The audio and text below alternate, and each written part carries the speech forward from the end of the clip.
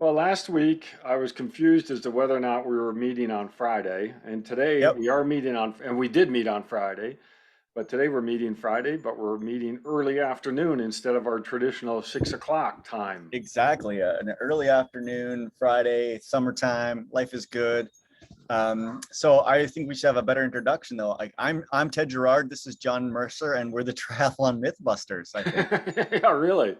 No this is our kidding. this is our fourth our fourth episode in a row where we're talking about triathlon myths. Yeah. So I think that's we maybe need to change our names to the Mythbusters. Yeah, yeah. Well, and I love that show. That was always fun because it is when you take a belief that we have and then you actually test it out. It's sort of a fun process because obviously sometimes there is some truth, and we talked about this last time. There's some truth to these myths that we have in the endurance world, and sometimes they're just flat out wrong. Yep. Or sometimes the phenomena may be correct, but the explanation may be entirely wrong. Yes, agreed. Yeah, and we go down these rabbit holes of time, and it's like the old telephone game, right? Where you Yeah. tell this to one person, they tell it to one person, they tell it to one person, and before long, you're a long way away from the truth, but there's still a basis of reality. Well, and the other part of it that really is inflicted endurance sports or sports in general is this idea. I guess it's more the placebo effect. That if you believe something works, sometimes that actually influences performance. And reality is that that's okay. You know, if you believe that pair of socks makes you run faster, but it doesn't have any science behind it, but you believe it and you end up running faster, hey, more power to you. And so there is this placebo effect often when we talk about products, especially, and even our training programs Yep. are what we're starting to see in the research now is that the importance of a training program is really hinged on the belief that the athlete has in the training program that it's going to work. So that makes it really interesting as well. The good news with that is there's so many there's so many different philosophies that all work for Yep. training programs Yep. that is really if you're on any training program, we've talked about this before, as long as it's consistent in Yeah, general, you're going to do well. that's right.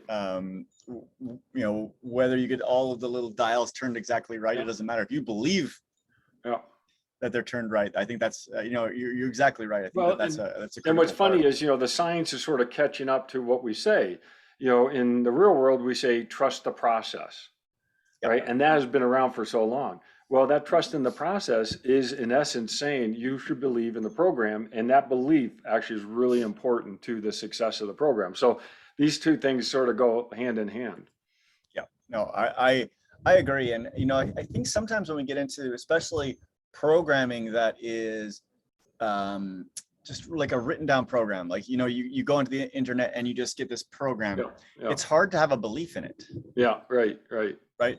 Because it's like it's not catered to you. Hmm. And I think that getting a program catered to yourself, I think, can be more impactful Yeah. than just like this blanket program, unless you really believe in the blanket program, Yeah, right, right, right. right? Well, and on along the same line of thought, that's why it's so important to interview a potential coach, and the coach also interviews the athlete because there has to be agreement between what the coach and the athlete, what their goals are, how they're going to go about it.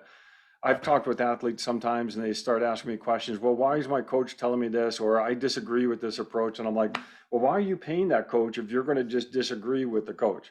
You hired that coach to take you along a path, and you really should be following that path, I would or also find a new uh, coach. I would contend a very good coach can take the information from the athlete. If the athlete isn't believing in the program, Hmm. can tweak it, Yeah, right? Like I don't think I think a really good coach doesn't have just one specific right. mentality for everyone. That's right. you know if you have an athlete, for example, that says, you know what, I do triathlon because it's fun for me, Hmm. it's my social outlet, but I want to be better, and you put them in the structured training program where it's like, you have to do this, you have to do this, you have to do Hmm. this, they might not be successful. Right. And they can come to someone like you, John, and be like, oh, I don't like it because my coach makes me, or I feel like I have to do all of these things and they're very structured.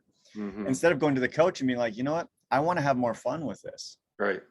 Right. And I don't want it to be so structured. I want some structure, but I don't want to be so structured. And I've heard people complain about their coaches like that, and then don't have the conversation with the coach and then move on.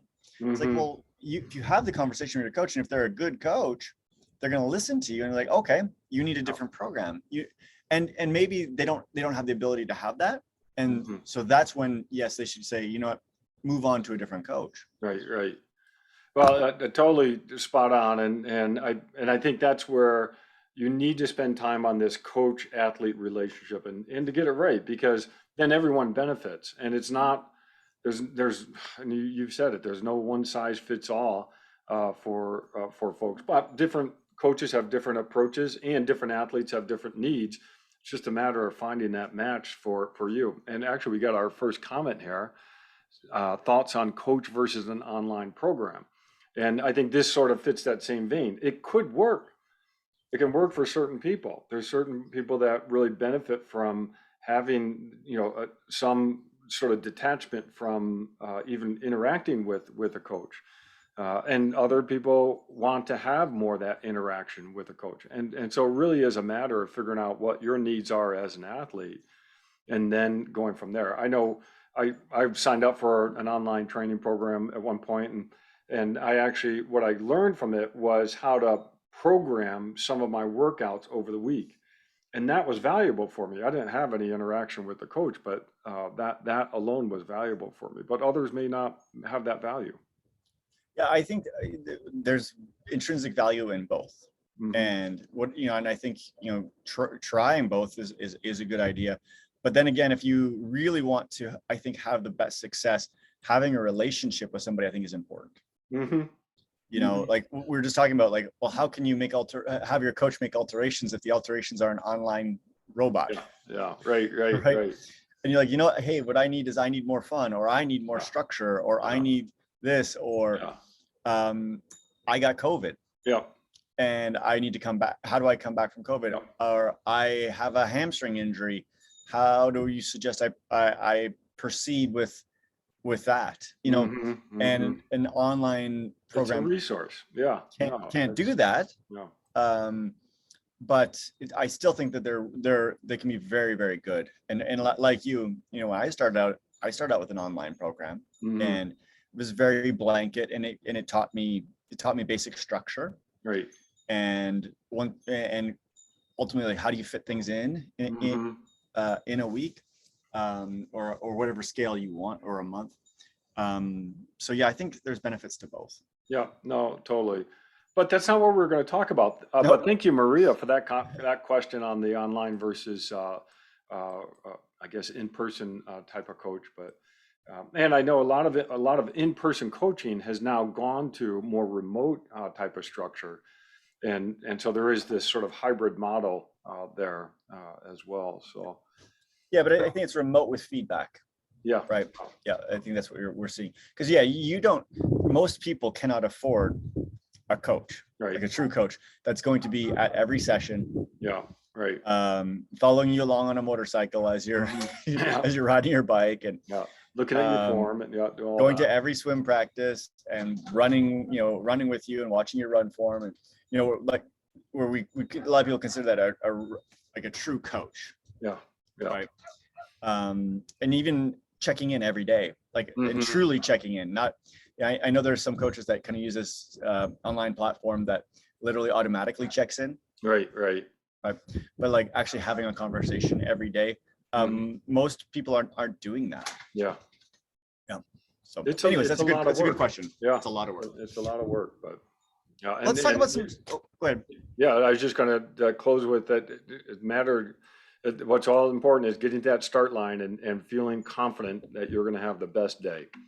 Yeah, great. And so do the work to figure out what is the right program to follow or who's the right person to work with. But yeah, that's not what we're going to talk about. But that's No, funny that we went down that path. So we always do this, which is fun.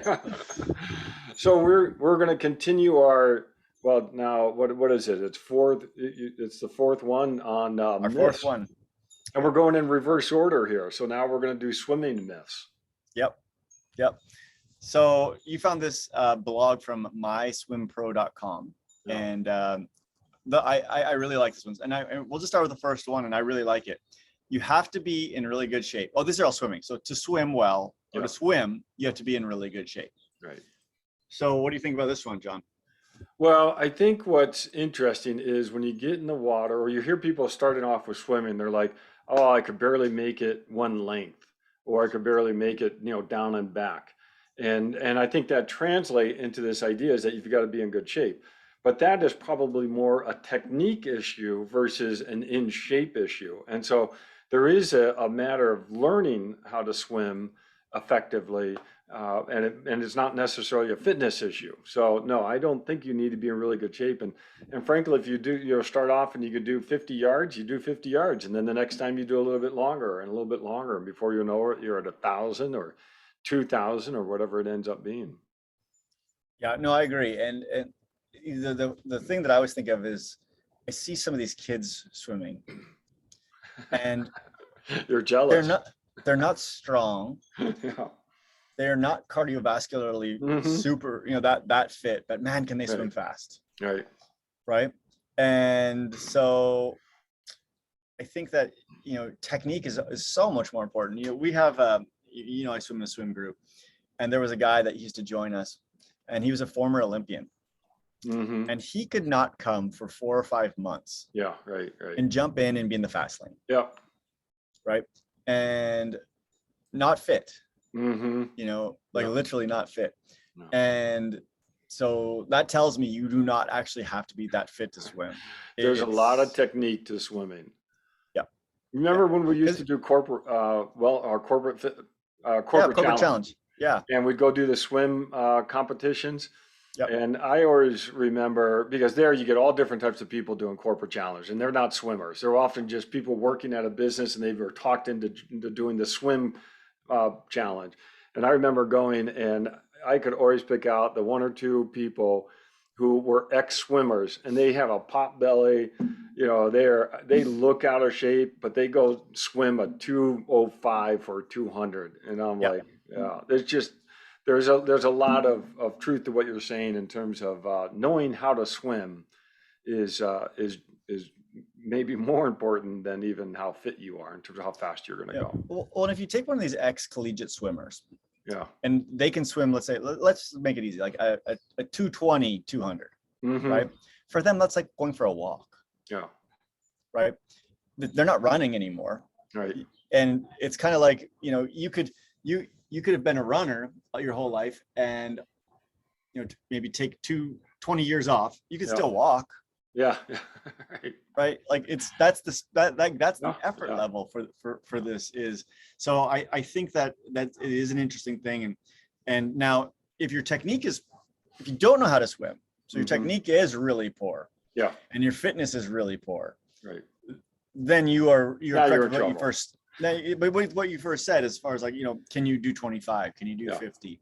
Yeah. And the one thing that I would contend is if you're going to be in the situation where you're getting into swimming or getting into triathlon, is be in a relatively shallow pool.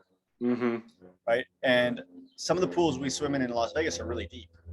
Like even the ends are deep. So I mean, like Desert Breeze pool.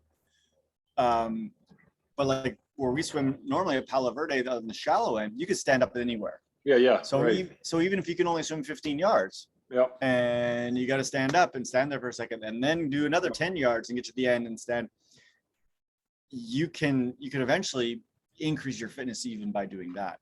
No, very much so. And that's also gets you more comfortable being in the water, and helps reduce the anxiety. So when you do go to open water, now you have at least a confidence that you can swim without touching for 25 yard, 50 meter, whatever the length of the pool is. And so no, that's a great point, is stay in the shallow and the pool. And likewise, when you go down and do your first open water swim parallel to the shore where it's shallow until you start feeling comfortable, and then start venturing out into the deeper side. Yeah. Okay, good. That was a good one. What's the next one here? All right. What's number 2 is you can't lose weight from swimming. Yeah. Oh, this is always, I've, as an ex-swimmer, I would always get a little upset when you would see a publication, well, swimmers have a higher percent body fat than runners. And, they would come up with this research design where they test body composition of swimmers versus runners versus basketball players versus football, whatever it is. And the swimmers would tend towards the higher end. That does not mean that swimming is a causative factor for body composition. Sometimes Yep.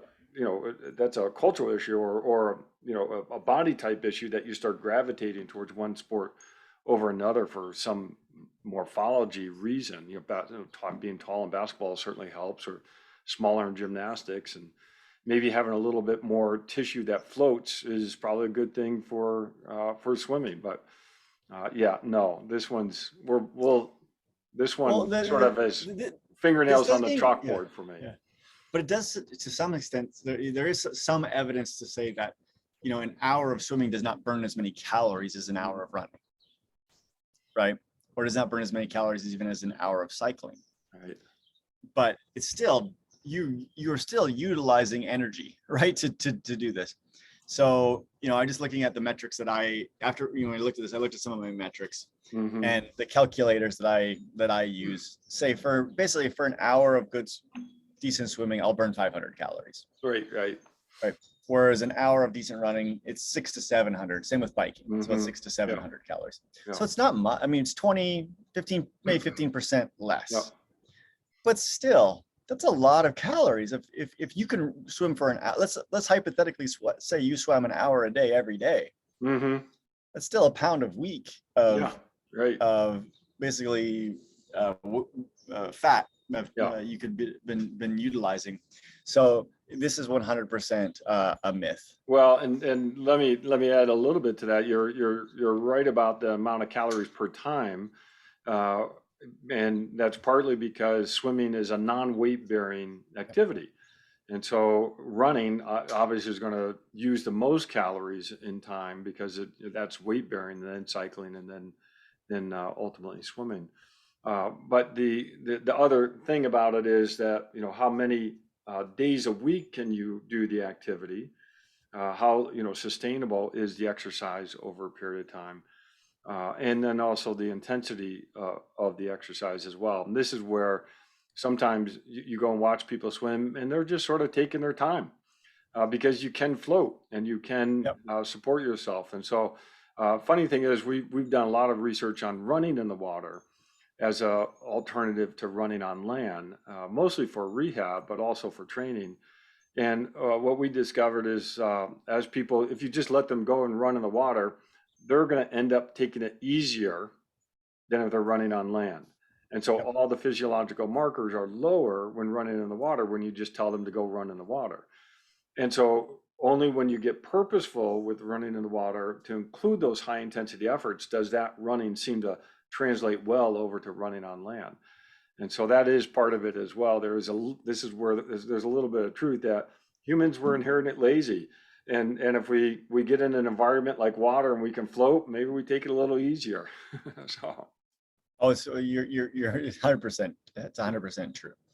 But I would also add that compared to biking and running, at least you have a lower body and an upper body component. So as far as overall fitness, it might be, well, I think it's a really good thing. Yeah.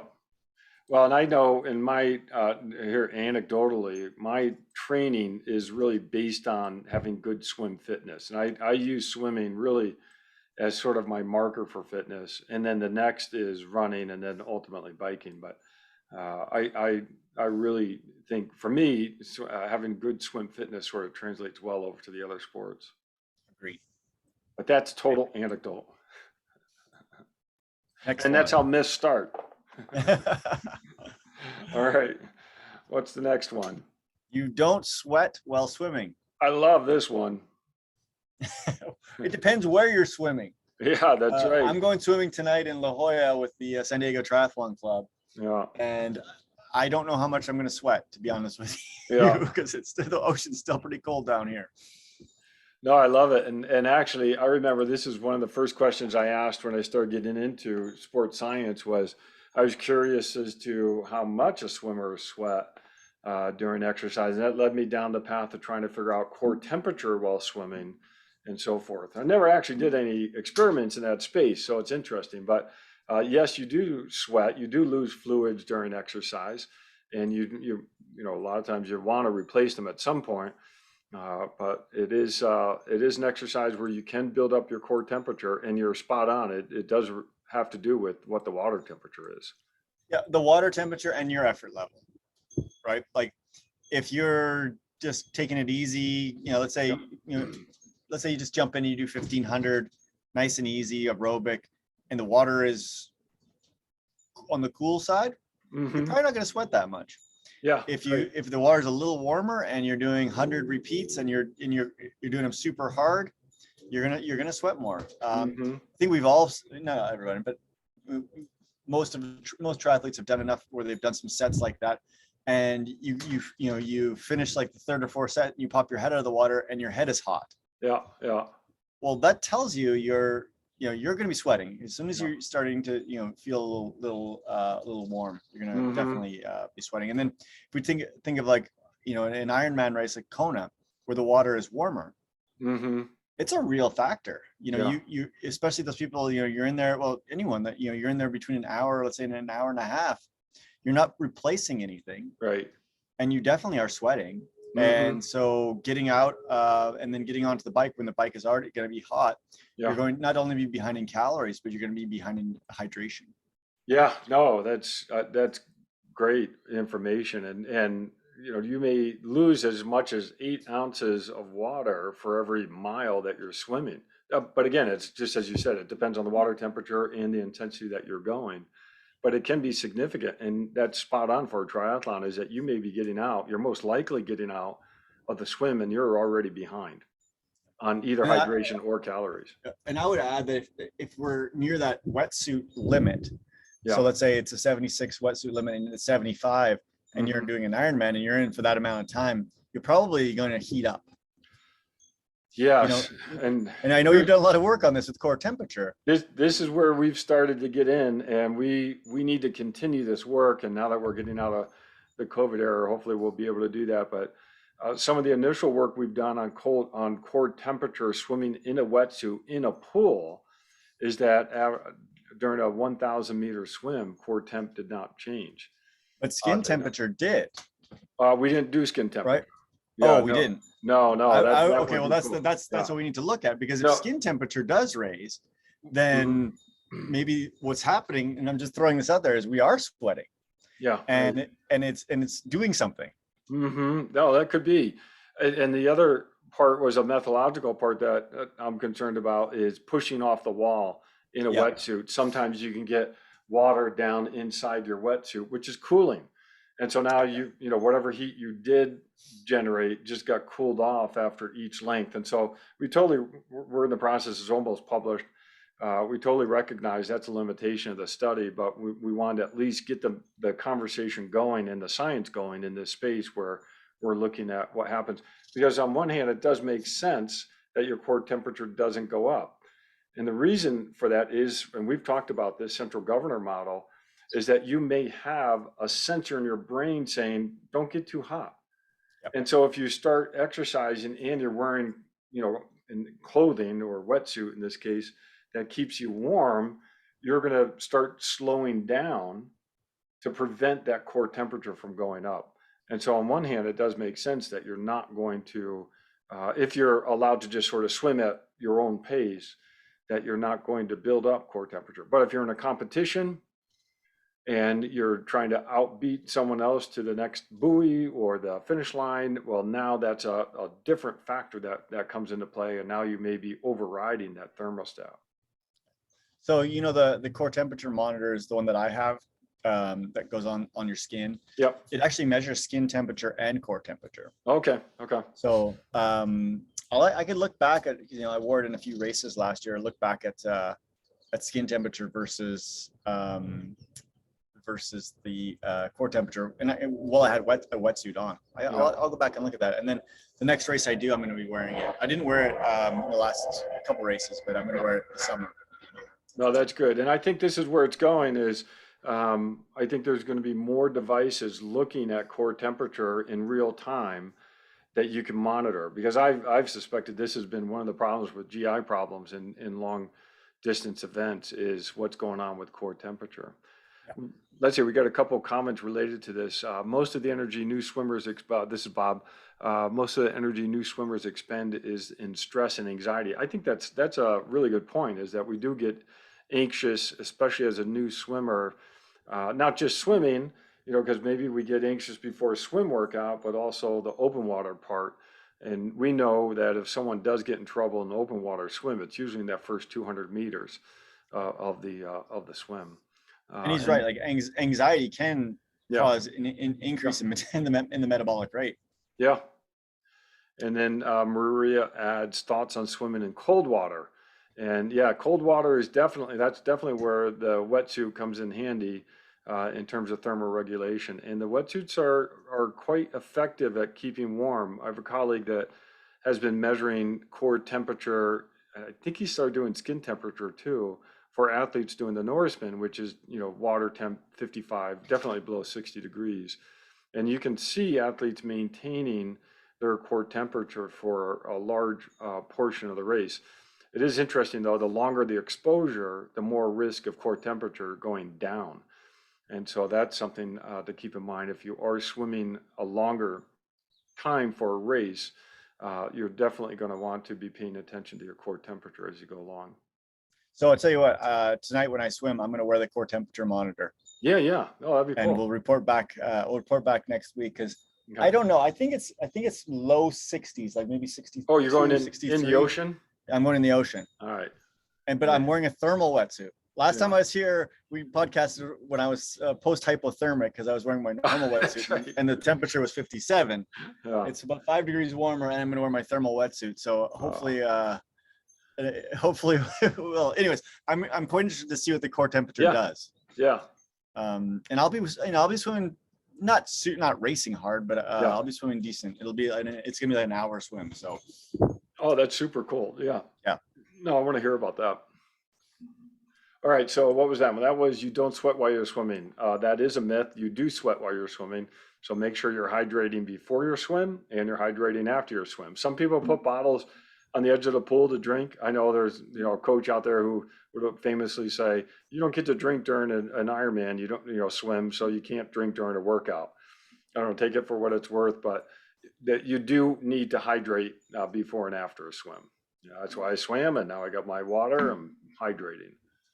We could go off and we should one day go off on this whole thing about training while dehydrated and the benefits of it. Yeah. Because actually there are some benefits to it, but we'll get into that down the road. That's right. Okay.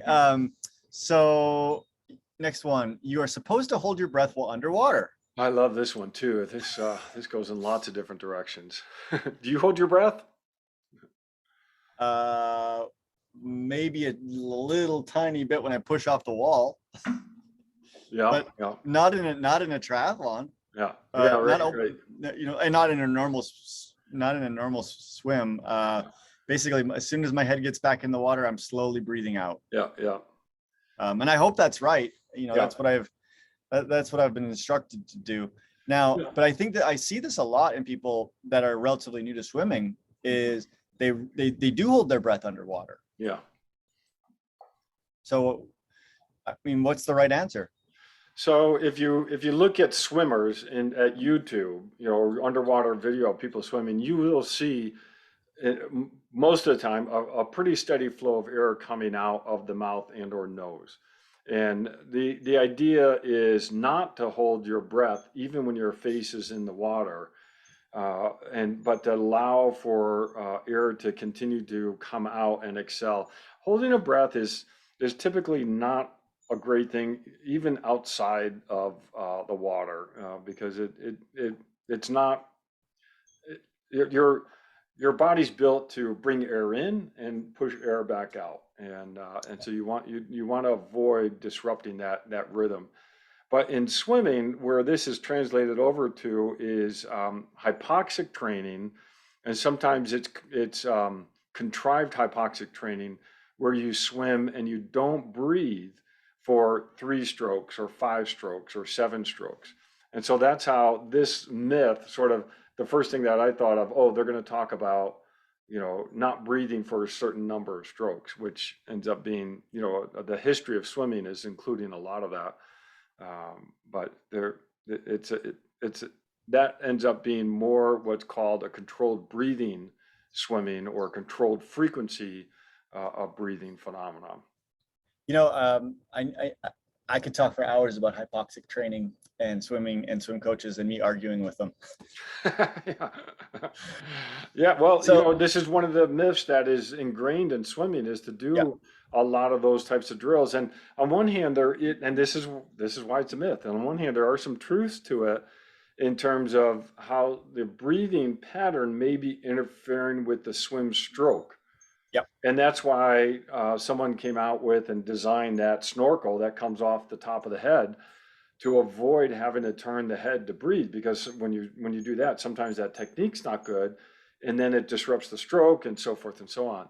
And so I think that's where the 3-5-7 breathing pattern has sort of rooted itself, is that, well, yeah, you swim faster when you hold your breath for 7 strokes because you're not disrupting your stroke, but you're only doing, you're not swimming, a 4K swim. You're doing something very different. And Well, actually, and then oh, sorry, go then ahead. also I think that in true swimming, like Mhm. and not triathlon swimming, where you're doing a 50 and you're doing a Yeah, 100 and you watch high level swimmers, and some of them in a 50 are only taking one breath. yeah, totally. Because Like, you're so you're they, swimming just over 20 seconds. So yeah.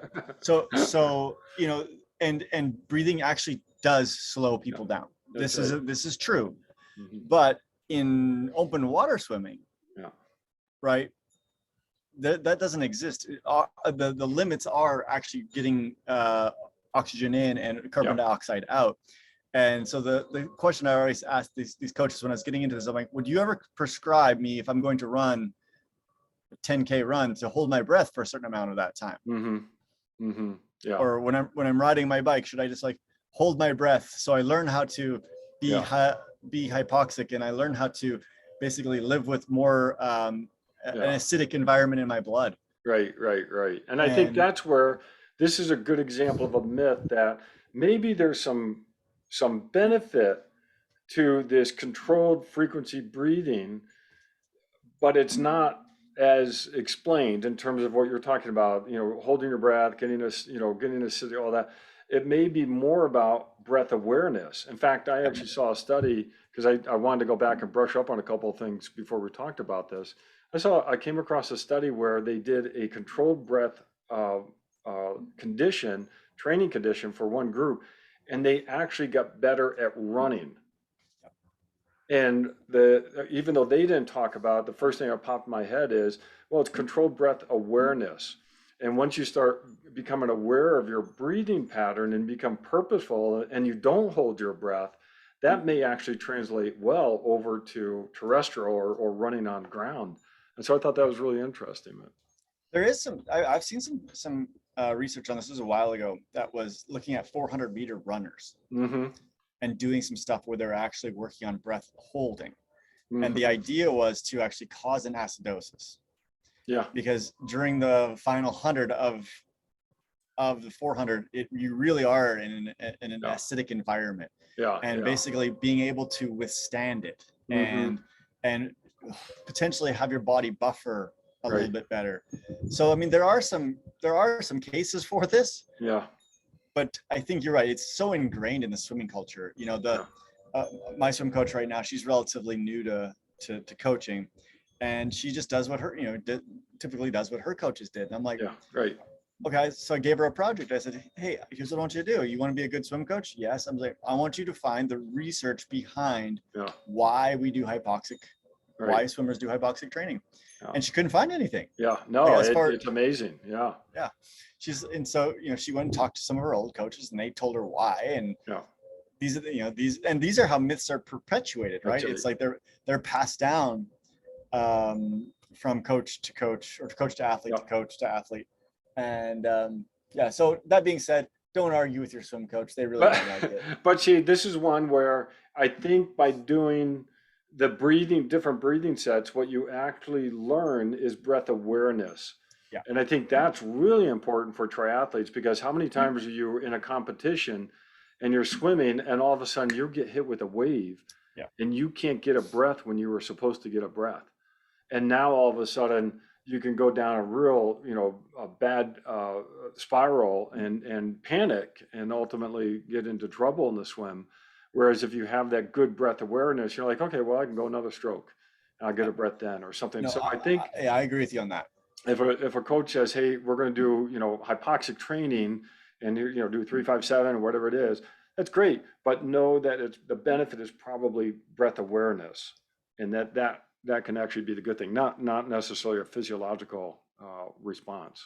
So that's a good question, John. So when that happens to you when you're swimming in a race, I mean, obviously you swam so much, but when all of a sudden there's a wave in your face or a foot in your face and you don't get the breath you wanted, what do you do? Is there some mantra that you use or something that kind of kicks in, or you just don't It's even think really, about it anymore? it's really about that. It's really about just relaxing and saying, well, I know I can get a breath on the next stroke.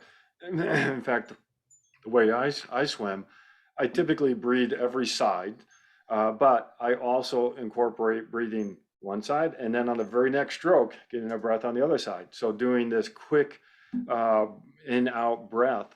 And actually, you're seeing a lot of people talk about using that breathing every stroke. You don't do it for a whole length, but you do it maybe every third pattern or something along that lines. But no, it is a matter of just knowing that you can get away with not having a breath. The trick is when you get water in your mouth, and now you've got to try to expel that water and then get that next breath in.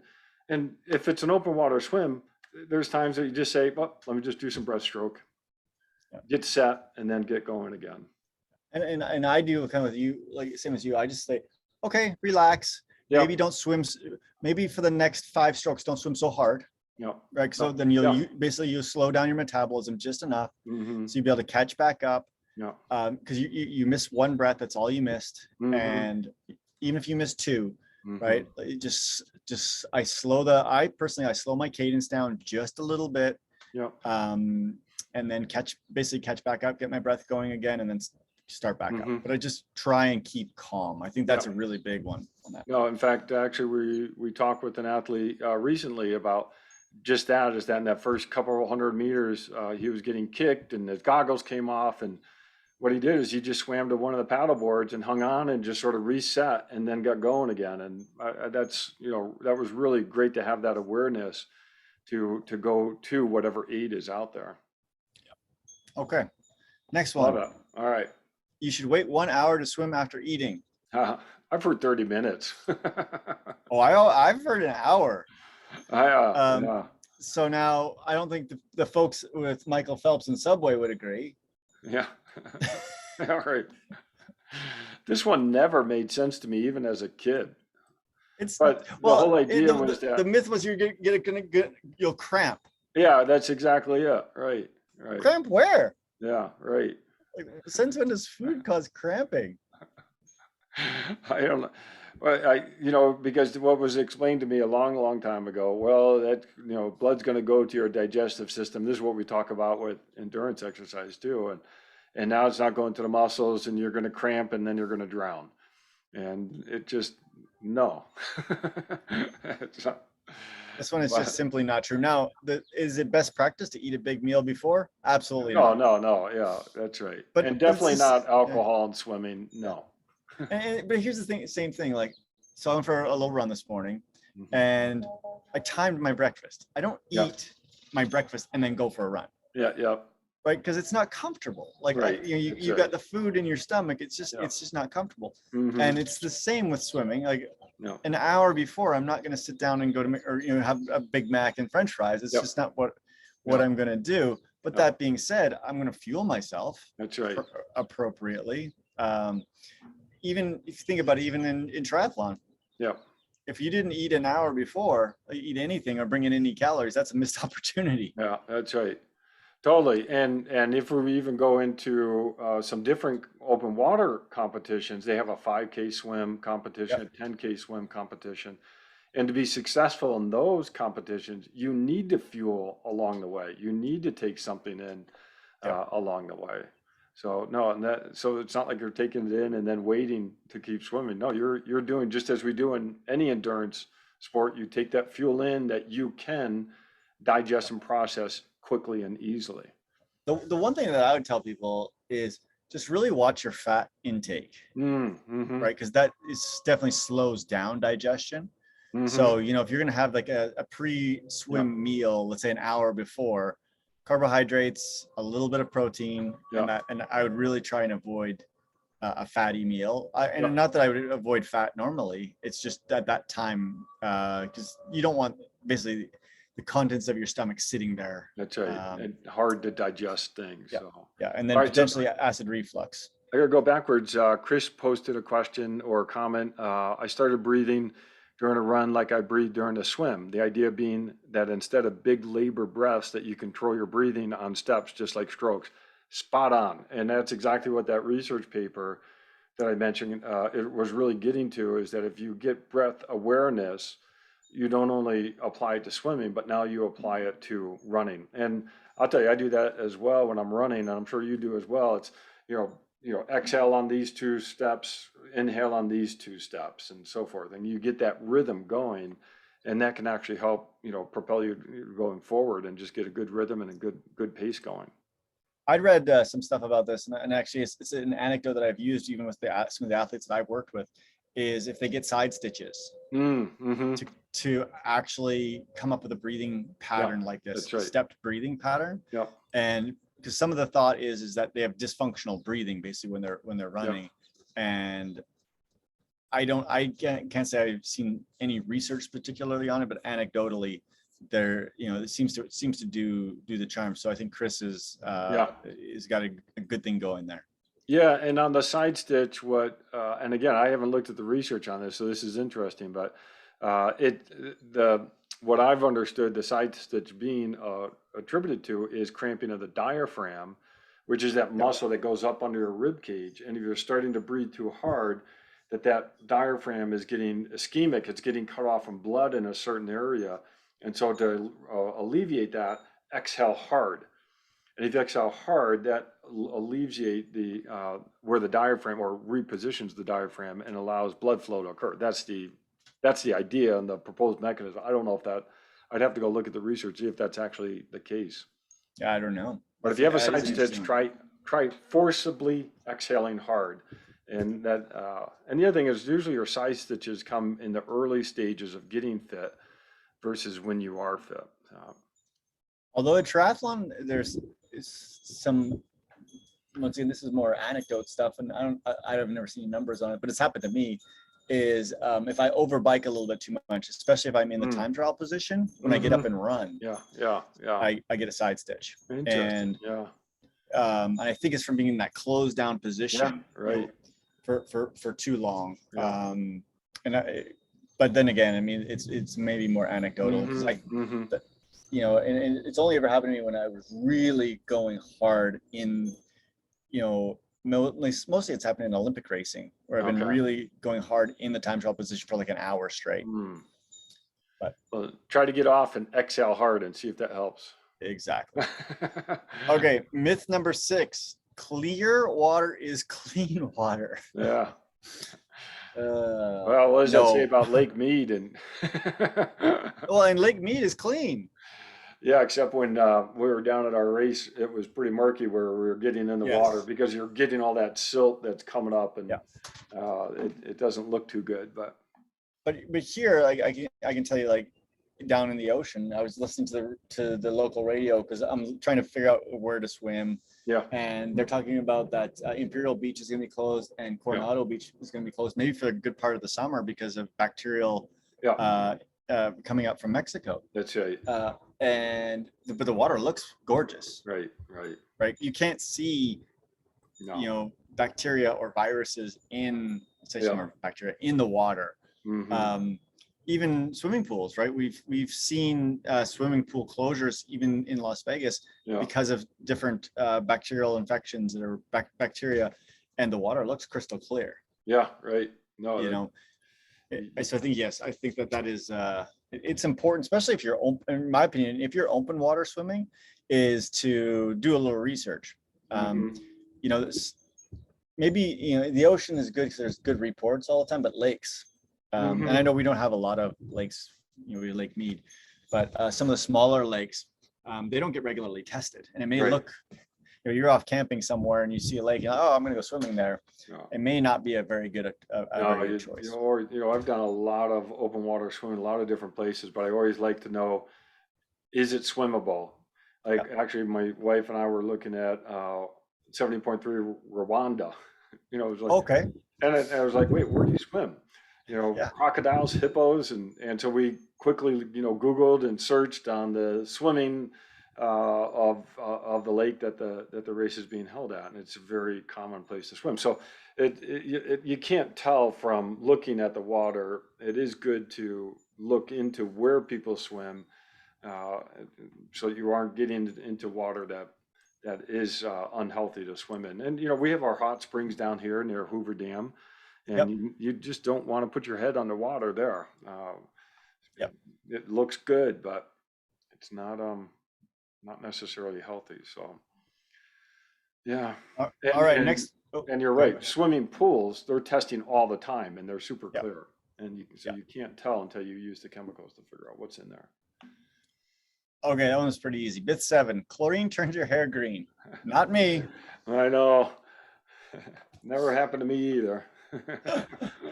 Uh, so I actually I never knew why the swimming turns your hair green till I read this, and it's actually the copper. So copper Mm, sulfate is a hmm. chemical in the water that prevents the growth of algae, and that can cause your hair to turn green. Yeah, yeah. Oh, interesting. Yeah. So don't blame the chlorine, blame the Oh, copper. yeah. And you can always look at swimmers and you look at their hair, and their hair does look different. Yep. And so it is, treating your hair and keeping it, keeping good hygiene is important, but yeah. Always a good idea is after swimming in a pool, um, always a good idea is to have a shower. Yep, yep. Clean your skin off. No. It's actually really interesting. There is some actual research on this, as far as having chlorine on your skin or chlorine in your system for too long is actually difficult on your liver. And we actually see in swimmers that elevated liver enzymes is not an uncommon thing. Right. And even worse so, and I don't want to scare anybody off, is being a lifeguard at a pool. Yeah, right, right.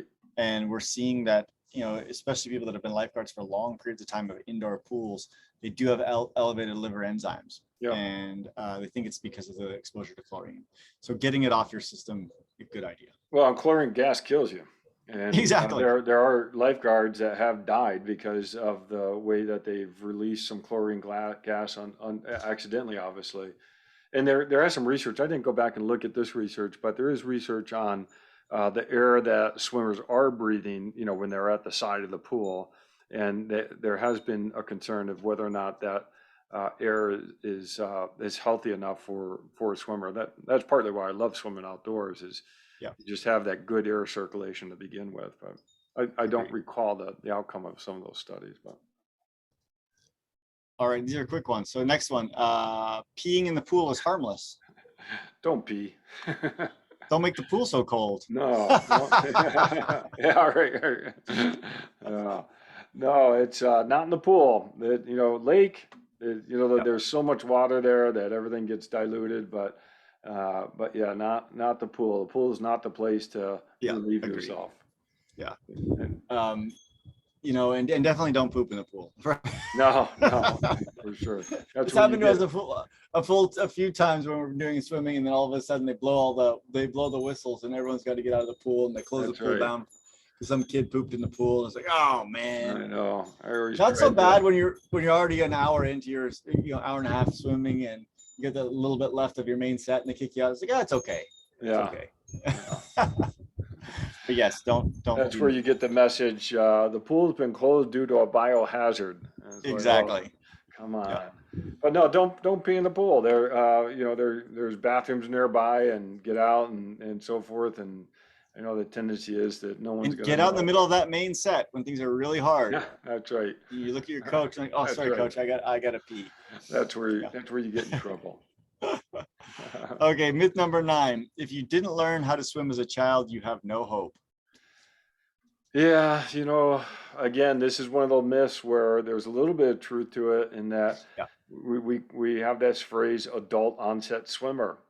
It tends to be harder as an adult to catch on to swimming than as a kid. Does that mean you can't do it? Absolutely not. You can become a very accomplished swimmer, Yeah. even if you take the sport up later on. But just like you talked about in the beginning, you look at some of these kids swimming in the pool and they have almost no muscle on them, but they're just fish in the water. And there is a lot to be said about learning technique of swimming, and that's really important. But you can learn it at any time. It just may take us as adults what we think is a longer period of time, but Yeah, and here's the thing: is there is literally no replication for swimming 50,000 yards a week every week for 10 years when you're a that's kid, right. That's right. right? So like I'll use myself an example. On a good week, I swim between 10,000 and 12,000 yards. That's it, right? Mhm. Because I'm trying to bike and I'm trying to run and I'm trying to live my life on top of it. So that's a limitation for me. And if I think that I could be as good as these kids that are swimming 40, 50,000 yards a week, Yeah. I'm just it's not in the cards for me. Now, can I become better and better? Yeah, but Right. I'll never be leading the pack in a triathlon, getting No, out of the water. no, It's just, no. because I didn't learn how to swim until I was 39. Yeah. But am I good enough to be in the top third of my age group? Hmm. Yeah, I Yeah. am. But I also recognize that I'm not going to be like ever that Yeah. person. Right. Right. But I'd also contend I had a pretty fun youth, Hmm. Yeah. right? Or I wasn't waking up at 5 a.m. to go swim for 2 hours, and that wasn't me. I didn't look at a black line for Yeah. for 4 hours a day or Yeah. whatever it was. So, because No, and sometimes I and hear people like, I think that's go ahead. the explanation for why we have this phrase adult onset swimmer Yeah, is because we don't, as an adult, have the same amount of time to be able to put in yeah, as an age group swimmer, as a kid or a junior high or high school, and your exercise routine is built around those sports. And you're right. I mean, 20, 30, 40, 50,000 yards a week is not unheard of. yeah. You do that over and over again, you're going to get better. But as triathletes, I mean, a lot of triathletes may, try to get away with 10,000 yards a week. Well, that's what I'm trying to do. Yeah. And that's, 1, maybe 2 days of swimming often for, a competitive swimmer. And so you can't replace that. And so as an adult onset swimmer, a lot of times we just don't have the time to put in to be able to really accumulate that learning to be a better swimmer. So But yeah, this is a and, yeah, false. yeah. I'd also contend, John, that if I decided that I just wanted to be a swimmer Hmm. and I didn't want to run and I didn't want to bike, Right. I could also be faster, Yeah. Yeah. Yeah. right? Because for me, a lot of the limitations are by the time I get to the pool, I'm tired. Hmm. Like, Yeah. my legs are tired. I can't kick as well. Yeah. Because by Thursday swim session, I've probably already done 8 sessions that week Yeah. of other sports. And if I would say, if I hypothetically said, for the next 6 months, I'm going to be a better swimmer, and all I'm going to do is swim. I'm going to swim 5 days a week. Hmm. I think I would be quite a bit faster. Yeah. But I would not, my running would be horrible and my biking Yeah. would Yeah. be horrible. Right. Right. But I think I could do it. So Mhm. All right, so Bob adds a comment, and he's been listening to you. Swim Yep. as an adult, except for the butterfly. Well, I don't do any other strokes. I don't know what he's talking about. It's Oh, actually interesting. When you look at like high level triathletes, I read a lot of their stuff. That's actually the only other stroke that they do yeah, is the butterfly, because it's the one that they say helps with the freestyle the most. yeah. Well, Is I it- think let's continue this as we talk about the next myth Yeah. because I think it's related to at least my perspective of this. And myth 10 is swimming with equipment like fins is cheating. And this is I'm the where I'll biggest say cheater there is. I think the other that goes along with this is swimming the other strokes is working against you. And I know we fall on a little different sides of this. I'll tell you that the equipment idea to me is to expose you to different ways of swimming and maybe give you a little bit of different kinesthetic sense back so you can start to learn your stroke a little bit better. You know, I swim with equipment a lot. So every swim session for me in the pool, the first 1,000 is with fins, Okay. always. Mm-hmm. I really feel, I think we talked about this before, it helps with my ankle flexibility, Mm-hmm. especially if I've been running or biking earlier that day. And and honestly, it's easier. Yeah. And not Yeah. even saying even if I'm going the same speed, Right. it helps me just keep my a little bit more my body position is just a little bit better. Mm-hmm. Mm-hmm.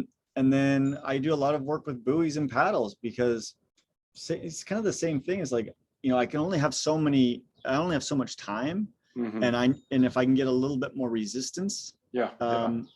with the paddles, it's a good thing. And then if the buoy helps mimic being in a wetsuit, you know, Yeah. most of the races I do, I'm in a wetsuit, so I'm in a, you know, my hips are in an elevated position anyways. Yeah. Yeah. So, you know, I'm a big fan of this, of utilizing equipment for triathletes. Yeah. I am too. I don't use the equipment as much right now. I allow I allow myself to use it on Sundays, and that's my fin buoyancy short type of day Yep. because I do get addicted to it, and I love swimming with fins. But then when I take the fins off, I can't stand it. So it's so hard. But the point that you made, and I agree 100% with this, I think a lot of the gear like the buoyancy shorts, the pull buoy, even the fins, that helps mimic what you're doing in the wetsuit. And so given that a lot of triathletes are swimming in a wetsuit and you're not swimming in a wetsuit for practice, using some of that equipment sort of mimics that body position that you have with the wetsuit, and that's a good thing. Yeah, and the truth of the matter is, if I know I have a race coming up that is non-wetsuit, Mm-hmm. I might approach it a little differently for the month before. Yeah, yeah, You know, where I'm not so concerned with that, and I want to really work on my body position without right, without those right, tools. right. And the other equipment you already mentioned is snorkel. You know, I think a snorkel Yeah, can be such a valuable yeah. tool, especially when you're working on your stroke and working on your Mm-hmm. technique. And I wouldn't consider that cheating at all. Yeah. At all. Now, true, like a lot of swimmers do look at these things as like you're cheating, Mm-hmm. you know, but who are you cheating? No, You're cheating your lane mates because you're going a little faster than they are. I mean, it's not a competition at practice. No, totally. And our UNLV swim team has been so successful over a long period of time. And you go in that pool and they have every trick in the book. They Yeah, have bungee cords to swim against, as well as to aid you to swim faster. And really, my sense of equipment is it teaches your brain different ways to try to swim, and ultimately, you're trying to find the best way to swim faster and easier for a given pace. So I think agreed. trying any type of gear is a good thing. Even resistance gear, the parachutes, the drag Yep, shorts. I don't agree 100% or using those things for 100% of your workout. Mix it up, but no, definitely it's worth trying. And really, you're learning swimming is what you're trying to do. exactly. I think we agree on that. Yeah. Okay, Well, well, last one. We're I almost out know of time. we're right on our hour. This is good. Okay, this one's so funny Yeah, this one. because you do this. Swimming continuously will make you faster. Yeah. So I love the first sentence. False. Non-stop swimming is not the most efficient way to use your time in the water. Totally 100% correct. If you're doing swim competitions like what this website is targeting, Yeah. where your events are 50 meters, 50 yards, 100 meters, 100 yards, so forth, 200, maybe a 500, maybe a 1650 or a 1500 meter. But I think that I totally blow this myth out for those types of competitions, but for endurance, for 1.2, 2.4 mile swims. I don't know. There's some value in the longer swims. Oh, I agree. There's definitely value in longer swims.